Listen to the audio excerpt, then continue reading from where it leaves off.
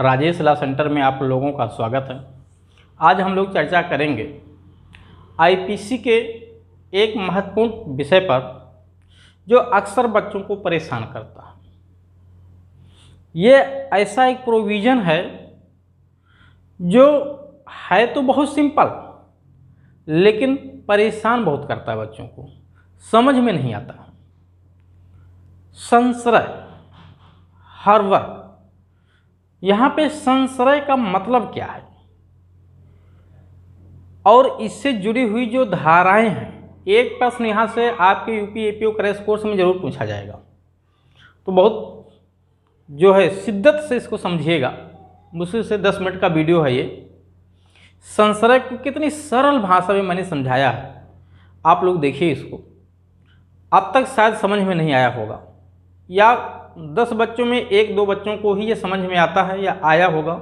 बाकी 8 बच्चे ऐसे होंगे जिनको धारा तो पता होगी, लेकिन ये है क्या, कौन सी धारा क्या बात कहती है, ये कॉन्सेप्ट नहीं क्लियर होगा। फिलहाल चलिए कोई बात नहीं, मैं इसको देखिए कैसे समझा रहा हूँ आपको। और ये परीक्षा में कई बार पूछा गया। संश्रय से जुड़ी हुई जितनी धाराएं हैं उन सभी धाराओं को मैं इकट्ठा करके आपको समझाऊंगा। पहले इसकी परिभाषा पे चर्चा की जाएगी, उसके बाद संश्रय से जुड़ी हुई जो धाराएं हैं उस पर चर्चा करेंगे। लेकिन सबसे पहले आप लोग चैनल पर यदि नए हैं, चैनल को सब्सक्राइब कर लीजिए और वीडियो को लाइक शेयर कमेंट करते रहिए।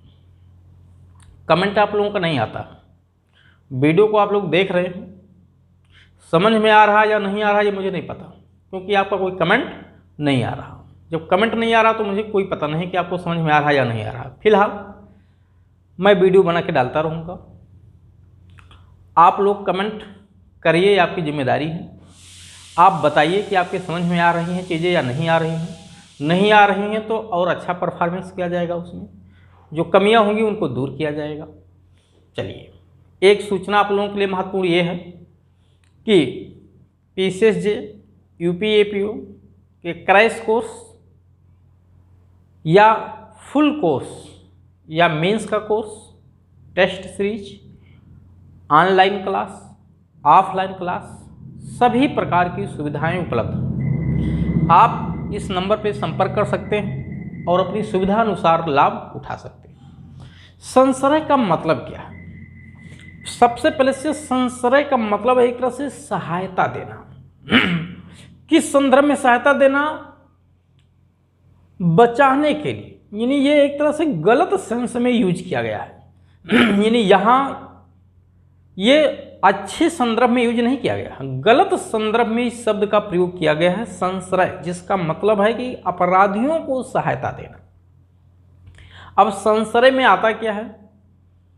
किसी अपराधी को, अभिरक्षा से निकल भागे कैदी को, या ऐसे व्यक्ति को जो कोई अपराध करने के लिए लाया गया भाड़ा वगैरह पे, उसे घर में रखना, उसे छिपाना, खाना पीना देना, पेय पदार्थ देना, कपड़ा लत्ता देना, आने जाने के लिए साधन उपलब्ध कराना, गिरफ्तारी से बचने के लिए उसे छिपाना, या जो भी आवश्यक कदम उठाए जा सकते हैं बचाने के लिए वो सब तरीका अपनाया जाना, ये सब संश्रय की श्रेणी में आता है। इतना ही नहीं, अपराधियों को गोला बारूद देना भी अपराध करने के लिए, ये भी संश्रय की श्रेणी में आता है। तो संश्रय से जुड़ी हुई जो धाराएं हैं वो 3, 3, 6 और एक 7 धाराएं आईपीसी में मेन रूप से हैं।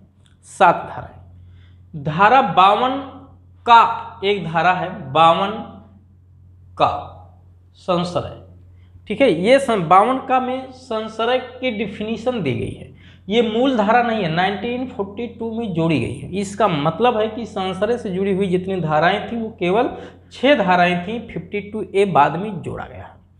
अब जरा समझिएगा, संश्रय में जो सहायता देना है अपराधियों को, खाना पीना देना, घर में छिपाए रखना, कपड़ा देना, भोजन देना, दवा देना, आने जाने का साधन उपलब्ध कराना, जरूरत पड़ने पे गोला बारूद भी देना, गिरफ्तारी से बचाना, ये सब संश्रय की श्रेणी में आता है। तो ये कुछ धाराएं हैं जिनमें संश्रय देने वालों को दोषी माना गया, अपराधी माना गया, कि यदि आप इस तरह से किसी अपराधी को सहायता देते हैं संश्रय के रूप में तो आप दोषी माने जाएंगे। ठीक। अब इसमें एक समस्या ये आई कि अगर इस संशय देने में उस अपराधी का पति या पत्नी हो दूसरा, यानी पति या पत्नी के द्वारा सहायता दिया जा रहा हो, पति या पत्नी एक दूसरे को बचा रहे हों, अपराध करके आए हों, घर में छिपा लिए हों, खाना पीना दे रहे हों, कपड़ा लत्ता दे रहे हों, आने जाने के साधन दे रहे हों, तो पत्नी को भी या पति को भी दोषी माना जाए या न माना जाए, प्रश्न यहीं पे था। तो मैकाले साहब ने शुरू में क्या किया कि इनको भी अपराधी माना, संशय देने वाले प्रत्येक व्यक्ति को अपराधी माना, कोई एक्सेप्शन नहीं रखा गया। ठीक है, पति पत्नी को संशय के लिए दोषी नहीं माना गया, पति पत्नी को संशय देने के लिए दोषी नहीं माना गया, क्योंकि मैकाले साहब भली भांति से समझ रहे थे कि जो वैवाहिक संबंध है वो आर्टिफिशियल रिलेशन है, नेचुरल रिलेशन नहीं है, और इस रिलेशन को बनाए रखने के लिए हमेशा कुछ ना कुछ सकारात्मक कार्य करने होते हैं, अन्यथा इसके विखंडित होने का भय हमेशा बना रहता है। और वैवाहिक जीवन मानव सभ्यता की नींव है, वैवाहिक संबंध को भी बनाए रखना बहुत जरूरी है। तो मैकाले साहब ने क्या किया कि छूट दे दिया, धारा 130 और 157 दो धारा को छोड़ करके बाकी सभी धाराओं में, ये धारा 130 और 157 ये दो धारा को छोड़ के शेष 136, 212, 216, 216 का ये का है, इन धारा में छूट दे दिया गया कि अगर इन धाराओं में संशय दिया गया पति या पत्नी के द्वारा तो वो अपराध नहीं है, लेकिन 130 और 57 में संशय अगर दिया गया तो ये भी अपराधी माने जाएंगे। तो इन दो धाराओं को प्रैक्टिकल के तौर पे देखा गया तो पाया ये गया कि वैवाहिक संबंध खतरे में पड़ गए कि पति या पत्नी अगर संशय नहीं दे रहे हैं एक दूसरे को तो सीधे उस संबंध को खत्म कर रहे हैं, फिर रिलेशन को ब्रीच कर रहे हैं, जो बहुत जरूरी है बनाए रखना, मानव सभ्यता की नींव ही है ये। तो बाद में संशोधन किया गया आईपीसी में 1942 में, और संशय शब्द की मीनिंग बताई गई कि संशय में क्या क्या चीज़ें आती हैं, और जो दो धाराएं प्रैक्टिकल के तौर पे छोड़ दी गई थी कि इनका प्रभाव क्या होगा, ये पत्नी को भी संशय के लिए दोषी मान लिया गया तो क्या वैवाहिक संबंध पे कोई प्रभाव पड़ेगा या नहीं, तो देखा गया बड़ा जो है नकारात्मक प्रभाव पड़ने लगा इस पर। तो धारा 52 का में धारा 130 और 157 को भी अपवाद घोषित कर दिया गया, और धारा 52 का में देखिए साफ साफ लिखा हुआ कि धारा 130 एवं 157 की सिवाय संशय शब्द के अंतर्गत, और 130 और 57 की सिवाय में जहां पति या पत्नी हो, तो धारा 130 एवं 157 में वहां के सिवाय जहां वो एक दूसरे के पति या पत्नी हो, इसके अंतर्गत निम्नलिखित शब्द आते हैं: खाना पीना देना, भोजन देना, पेय पदार्थ देना, दवा देना, छिपाए रखना गिरफ्तारी से बचाने के लिए, आने जाने का परिवहन का साधन उपलब्ध कराना, गोला बारूद उपलब्ध कराना, ये सब संशय में आते हैं। तो कुल मिलाकर के 52A से में क्या कर देगा, इस तरह का कोई भी कार्य किया गया तो संशय माना जाएगा और संशय देने वाला व्यक्ति दोषी होगा। लेकिन धारा 157 और 130 में संशय देने वाला यदि पत्नी है तो अब वो भी अपराधी नहीं माना जाएगा। तो वही धारा 52 का से धारा 130 और 57 में जो संशय देने पे पत्नी को दोषी माना जाता था उनको भी अब दोषी माने जाने से छूट दे दिया गया, यानी अपवाद में डाल दिया गया, और साथ ही साथ संशय में क्या क्या कार्य शामिल हैं ये बता दिया गया। तो अब संशय की डिफिनीशन कहाँ है, 52A खूब पूछा जाता है। किन दो धाराओं का उल्लेख किया गया, धारा 130, 157 का उल्लेख किया गया। इसमें अगर पत्नी संशय देते हैं तो वो संशय नहीं माना जाएगा, और जब नहीं माना जाएगा तो वो अपराध नहीं है, क्योंकि संशय देना अपराध है और ये संशय देंगे तो अपराध है नहीं। तो और इससे जुड़ी हुई धाराएं क्या क्या हैं, 130, 36, 57 अब हम लोग सब पे चर्चा कर लेते हैं कि इन धाराओं में किस प्रकार के संशय देने पे जो है पत्नी के सिवाय शेष लोग दोषी माने जाएंगे। तो 130 में लिखा है राज कैदी या युद्ध कैदी। ठीक है, कोई राज कैदी या युद्ध कैदी है और वो अभिरक्षा से निकल भागता है, ऐसे व्यक्ति को यदि कोई भी व्यक्ति संशय देता है ये सिवाय उसके पति या पत्नी के तो वो दोषी है, धारा 130 में वो अपराध माना जाता है। लेकिन पति या पत्नी संशय देंगे तो अब वो अपराधी नहीं है, लेकिन शुरू में 1942 से पहले पति पत्नी भी दोषी माने जाते थे। 136 में अभित्याजक यानी सेना का भगोड़ा, अगर सेना का कोई भगोड़ा है तो उसे कोई संशय देता है तो वो दोषी माना जाएगा 136 में, पति पत्नी को छोड़ के। पति पत्नी दोषी नहीं। 157 विधि विरुद्ध जमाव के लिए भाड़े पर लाए गए व्यक्तियों को संश्रय देना, यानी विधि विरुद्ध जमाव करने के लिए, अनलॉफुल असेंबली कॉन्स्टिट्यूट करने के लिए section 141 of Indian penal code, ठीक है, जिसका पनिशमेंट सेक्शन है 143 के तहत अनलॉफुल असेंबली कॉन्स्टिट्यूट करने के लिए अगर किसी व्यक्ति को भाड़े पर लाया गया है, तो भाड़े पर लाए गए व्यक्तियों को जो अपने यहाँ संश्रय देता है, खाना पीना देता है, घर में रखे हुए है, गोला बारूद देता है, वो दोषी होगा कहाँ पे, सेक्शन 157 में।